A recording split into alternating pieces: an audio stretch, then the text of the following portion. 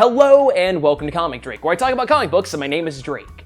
A question I am asked frequently is if Nick Fury is a black guy or a white guy, because we've seen both in not just alternate universes in the comics, but also both in the mainstream Marvel Comics universe. So, which is it? Well, I'm here to give you a definitive answer once and for all.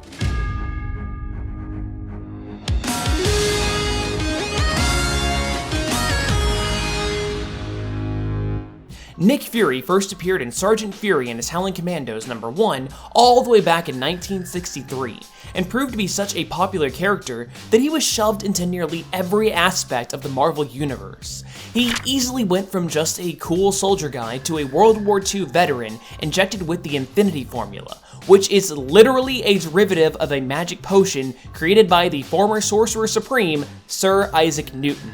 Yes, Marvel's Isaac Newton was not only a brilliant mathematician, but he was also a freaking sorcerer like Doctor Strange. Oh, and he was also evil. Because comics.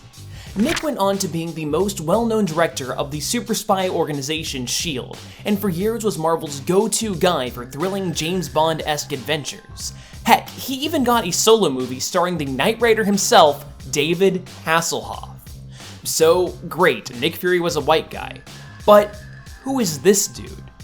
Well, in the year 2000, Marvel created a new universe called Ultimate Marvel, with the idea being that they would modernize all the classic characters that we know and love, and start a brand new continuity for readers to hop into without the decades of lore to keep up with.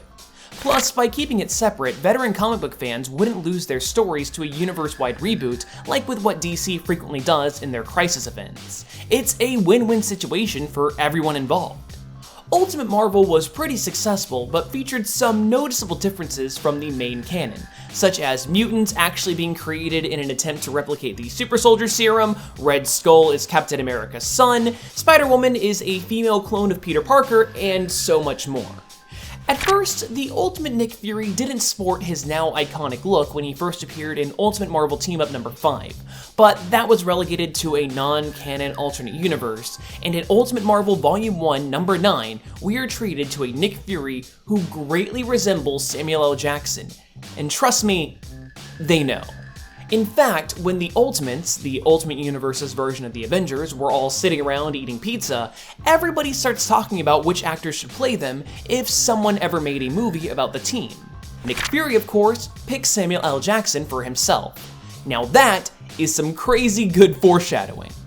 The writer of The Ultimates and Ultimate X-Men, Mark Millar, has gone on record to explain just why he went for this version of Nick Fury, stating, "I wanted an African-American Nick Fury to be director of S.H.I.E.L.D., because the closest thing in the real world to this job title was held by Colin Powell at the time.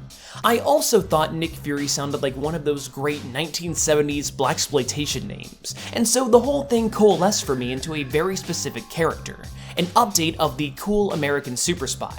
He later went on to say, "Sam is famously the coolest man alive, and both myself and artist Brian Hitch just liberally used him without asking any kind of permission.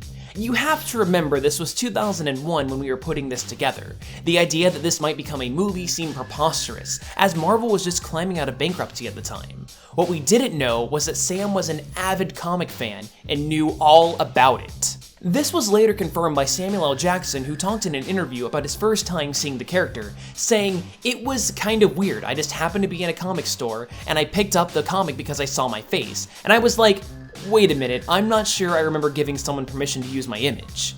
Apparently, Jackson was blown away, and got in contact with Marvel, and he says they were kind of like, "Yeah, we are planning on making movies, and we do hope you'll be a part of them."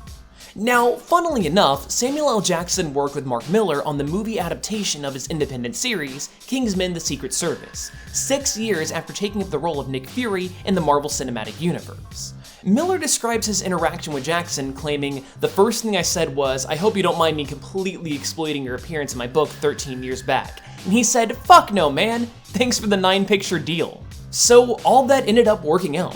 The movie Nick Fury is based on the version of the character from the Ultimate Comics. That's great and all, but who is this Nick Fury from the mainstream comic universe? Well, it got pretty confusing for new readers about why there was a black Nick Fury in the movies, but a white one in the comics. I personally get asked it enough times that I'm literally making this video right now. Enter the Battle Scars miniseries, whose sole purpose was to adapt Agent Phil Coulson to the main Marvel Comics universe, but also this guy, Marcus Johnson. Turns out that Marcus here is actually Nick Fury's son, and actually inherited the Infinity Formula from his father, essentially making him a super soldier. Marcus is taken prisoner by the villainous group Leviathan in revenge against his estranged father, and Leviathan cuts out Marcus's eye so that he would look like his dad. Marcus escapes with Nick Fury and joins S.H.I.E.L.D., where it's revealed that Marcus's real legal name is Nick Fury Jr.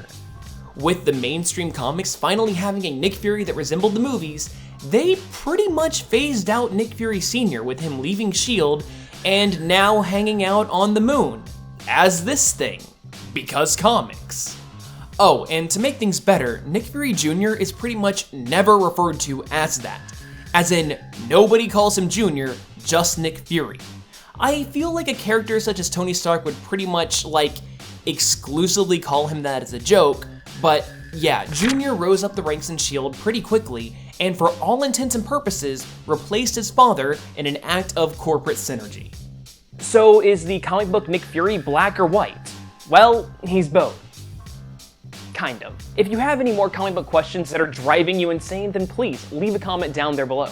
And if you like what you saw, then please consider subscribing or leaving a comment, a like, anything like that. And if you want to learn more about the Agents of S.H.I.E.L.D., then one of the first videos I did on the channel was actually on Agent Phil Coulson and his complete history in the comics. It's not that great compared to today, but if you go take a look at it, you can see just how far we've come in such a short time. Anyway, thank you guys so much for watching. I hope you enjoyed this video, and hopefully I'll see you next time.